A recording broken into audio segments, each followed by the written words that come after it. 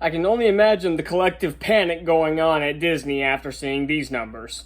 So the weekend box office for The Little Mermaid has been released from boxofficemojo.com, and it has been leaked that it has made around $95.5 million in its opening weekend. While that of course doesn't count the Monday numbers, and counting in the Monday numbers, at least as far as pre-sales go, it's on track to make about $117 million for the entire Memorial Day weekend. Now, that's not necessarily awful. It's definitely not. But it is not exactly the numbers Disney was hoping for. Disney is banking on this movie being a huge financial hit, and right now it's not even close. It especially doesn't help when this movie was reported to have a budget of around $250 million, which means it would probably need to make that much domestically to break even, or if you want to look at the worldwide numbers, it would need to make, especially with the marketing budget, it would need to make roughly $700 to $750 million worldwide to break even. And it's on pace to make around $180 million worldwide for the first 4 days.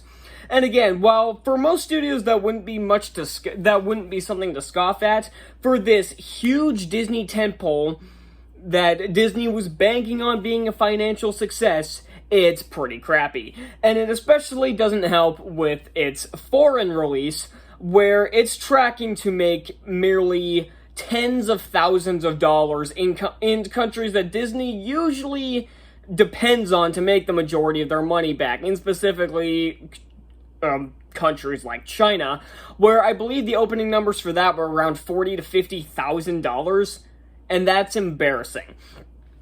So this money, and I haven't seen this movie yet, obviously, because I don't have a review up. I've been putting off watching it because I don't want to suffer through this, especially after hearing the soundtrack. But this movie is on pace to become Disney's biggest failure of the year. Ant-Man and the Wasp: Quantumania, even though I liked it, I will admit that it was a box office failure. But it still made more in its opening weekend. It was in February, which isn't exactly the biggest month for big tentpole releases, and it made roughly if I'm not mistaken, it made around $106 million its opening weekend in the first 3 days. And Guardians of the Galaxy Volume 3 made $114 million. And the difference between Guardians of the Galaxy Volume 3 and this movie, and Ant-Man, I guess, Ant-Man being compared to Guardians, is that Guardians had much stronger legs. Why? Because it had better word of mouth. Critics didn't like Ant-Man and the Wasp: Quantumania, and audiences hate this. If you look at the all-audience score, not the verified audiences, which is a stupid tactic pulled by Disney, because that's only been a thing for the past few years, but you look at the all-audience score, and it's in the 50s. And if you look at Metacritic, the score for the last I checked, it was like 2.5 user score. And IMDb, I think it's at I don't know what it's at on IMDb, I don't care. But people don't like this movie. So this will be a big failure for Disney, and I'm thankful for that. And I'm also thankful to see that The Flash is apparently going to pull in shit numbers as well.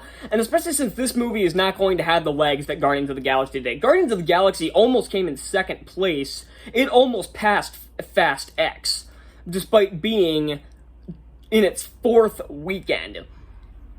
And apparently in China, The Little Mermaid's coming in fifth, behind Guardians' fourth weekend, so that's just flat out embarrassing. So I'm glad to see that movies like this are not going to make their money back. There's going to be a lot of blockbusters this summer that don't make their money back. Transformers is slated to bomb. Spider-Verse could pull in a decent profit, but I don't know. I'm hoping it beats this one. It'll beat this one next weekend, don't get me wrong, because this movie will not have the strong legs. Or tail, I guess. So, that's all I got for this, and I'll see you all next time. Bye.